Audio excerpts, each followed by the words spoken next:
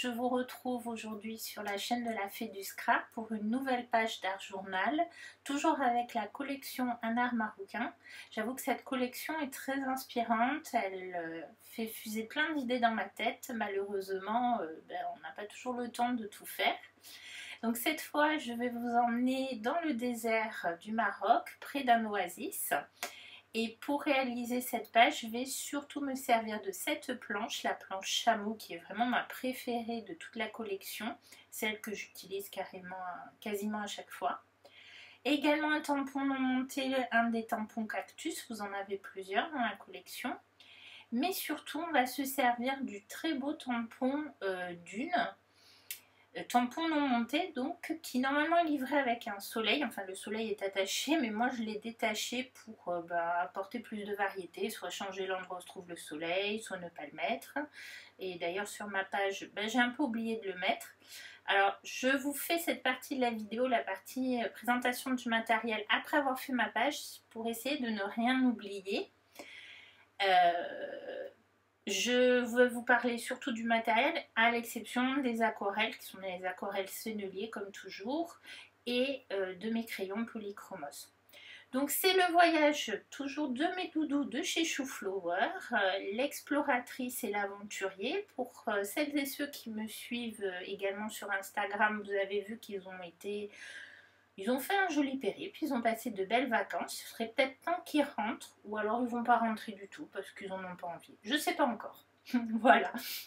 Mais en tout cas, cette fois, ils vont partir faire une petite balade dans le désert, à dos de chameau. Je vais également utiliser toujours de Chouflower la planche librairie et plus particulièrement ce petit personnage. Alors là encore, ce personnage, je vais le transformer. Je ne vais pas l'utiliser tel quel. Je vais vous montrer un petit peu mes petits essais que j'avais fait avec différents tampons. Je vais utiliser la technique du no line, c'est-à-dire pas de ligne, afin de transformer ce personnage en Touareg, puisqu'on va un petit peu dans le désert. Donc voilà, les couleurs seront différentes. Vous avez un petit aperçu du travail qu'on va faire sur les dunes également.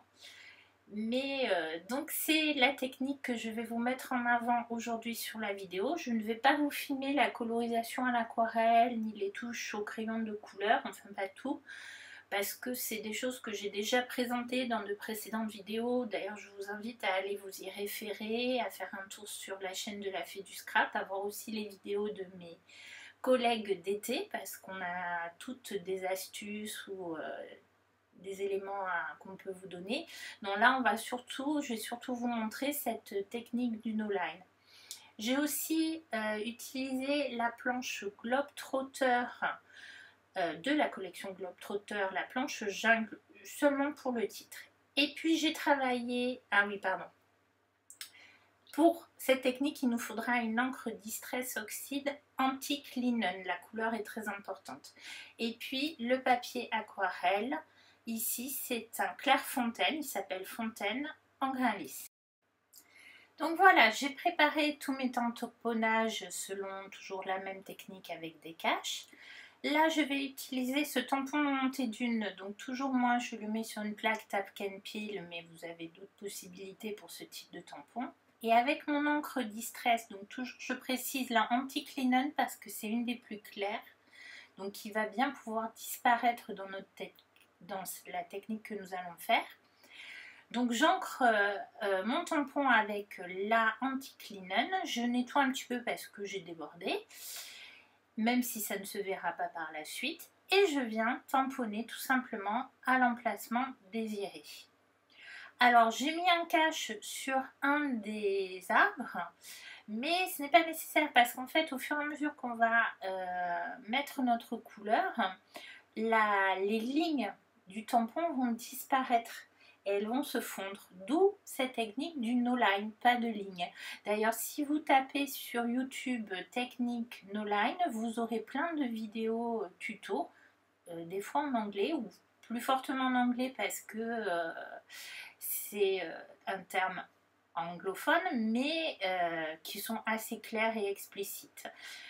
Anne-Lise avait également, je crois que c'était pour les ateliers de Karine, en tout cas c'est avec elle que j'ai découvert cette technique, avait également fait une vidéo pour une collection de Noël, en tout, celle avec les lutins.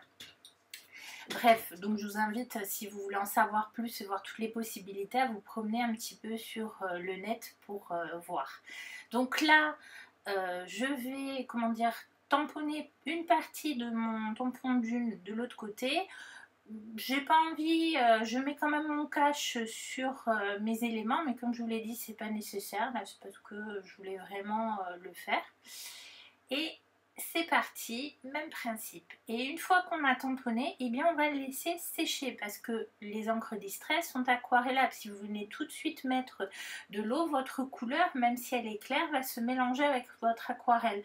Donc là, le principe est que elle reste vraiment sèche. Pour un petit peu plus de clarté, je relis un petit peu mes dunes. Là, vous n'avez pas vu grand chose, mais bon, comment dire, vous comprendrez mieux une fois la couleur mise. J'ai fait pareil avec mon petit personnage de Chou-Flower. Je suis venue le tamponner avec cette encre. Une fois qu'elle est sèche, je viens un petit peu dessiner très légèrement au crayon ce que je veux. Donc je veux que la tenue de mon personnage descende plus bas. Je me suis inspirée de photos trouvées sur Pinterest de Touareg. J'ai plutôt un turban et on a ces cheveux qui forment comment dire, une masse qu'on pourrait très bien ne pas coloriser et comme je vais détourer mon personnage, le supprimer carrément, mais ils ont aussi souvent des... Alors c'est pas des foulards, j'ai plus le nom en tête. Et donc je transforme cette partie tout simplement en foulard qui vogue un peu au vent. Une fois ces éléments mis en place, eh ben, je vais commencer à mettre ma couleur avec mes aquarelles. Et comme toujours, on commence d'abord par un jus assez léger qu'on va venir foncer au fur et à mesure. Donc forcément, quand vous mettez votre première couche, vous voyez vos traits de tampon dessous et vous vous dites mais n'importe quoi Julia, qu'est-ce que tu nous racontes, on va le voir. Non, non, parce qu'au fur et à mesure que vous allez mettre votre couleur, l'aquarelle et puis en plus les crayons de couleur vont entièrement recouvrir le motif. Et ainsi, partez d'un tampon d'une jeune fille habillée pour l'hiver et vous allez obtenir un Touareg avec son turban comment dire, dans le désert. Donc je me suis aussi inspirée au niveau des couleurs des photos que j'avais trouvées. Donc ce sont des bleus très très vifs que l'on va accentuer au fur et à mesure des couches. Donc là je vous montre un petit peu toutes les étapes, sachant qu'en fait entre chaque étape j'ai laissé sécher la couche précédente. Là j'ai mis mes couleurs claires et ensuite je suis venue mettre encore une couche un peu plus intense et encore une couche un peu plus intense et au final je viens également avec mes crayons polychromos apporter également, là vous voyez déjà j'attends pas que ce soit totalement sec, je suis sur un papier cellulose, hein. Là c'est une petite chute de papier donc ça va sécher assez vite surtout vu le temps qu'il fait en ce moment. Et qu'est-ce que je voulais vous dire, vous voyez je bavarde et puis je me perds moi-même dans le fil de mes réflexions. Donc déjà avec cette deuxième couche on ne voit presque plus le motif original du tampon. Et ainsi de suite. Donc je vais vous filmer toutes ces étapes. Vous allez les voir les unes à la suite des autres. Mais en fait, entre-temps, quand ça séchait, ben, je revenais sur la page principale, je faisais une colorisation, puis je revenais sur mon motif, comme ça je laissais la page principale sécher, etc., etc. Et puis si vous voulez tricher, vous passez un coup de heat gun pour accélérer le séchage également. Donc là, on est déjà au moins à la troisième couche pour foncer notre tenue et on voit déjà plus le motif du tampon dessous. J'en ai profité pour tester des petites plaques. Alors, je ne sais pas si on peut appeler ça comme ça, mais des petites plaques de dots. Des aquarelles Daniel Smith que vous pouvez retrouver à la Fée du Scrap. Ça vous permet de voir un petit peu des échantillons de couleurs avant de faire votre choix. Donc on voit ici que je suis avec les crayons polychromos, j'utilise une couleur, puis le blanc pour un petit peu fondre et rapporter de la lumière. Comme je suis sur un papier non pas à grains lisses mais à grains épais, on voyait les grains, donc j'ai utilisé un blender pour un petit peu plus fondre. Et pour les teintes de peau, j'ai voulu utiliser mes crayons peau. Je suis vraiment désolée là pour cette partie qui est très désagréable à suivre, mais le téléphone a eu du mal à faire la mise au point, il s'est focalisé sur mes doigts. Donc en fait, une fois que vous avez fini, vous venez reprendre tous vos traits avec un feutre waterproof. J'ai pas repris les traits des mains parce que je trouvais que ça faisait moche. Mais ça, c'est un goût personnel. J'ai mis quelques touches de Posca blanc et de Posca doré parce que dans les tenues souvent il y a des broderies. Donc c'était un petit peu pour imiter cela. Alors j'espère que c'était assez clair, sinon vous n'hésitez pas à poser des questions en commentaire. Là je vous ai un petit peu filmé mes premières étapes de mise en couleur du fond. C'est des étapes que j'ai déjà expliquées dans de précédentes vidéos, donc je ne vais pas m'attarder dessus. Je vais vous laisser en musique et puis je vous reprends à la fin de la vidéo comme toujours pour faire un petit point. Si ça va trop vite, n'oubliez pas que sur YouTube, vous pouvez changer la vitesse de lecture des vidéos. Vous pouvez également faire pause de temps en temps. Et puis, je vous laisse en musique maintenant.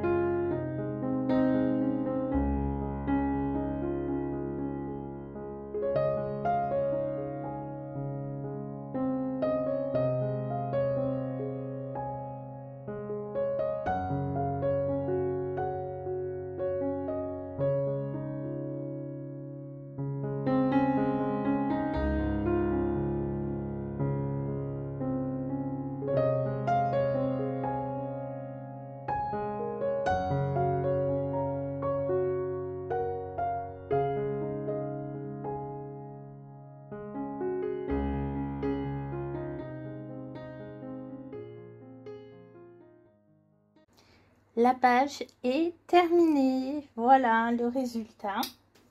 Donc je vous ai montré un petit peu comment je fais.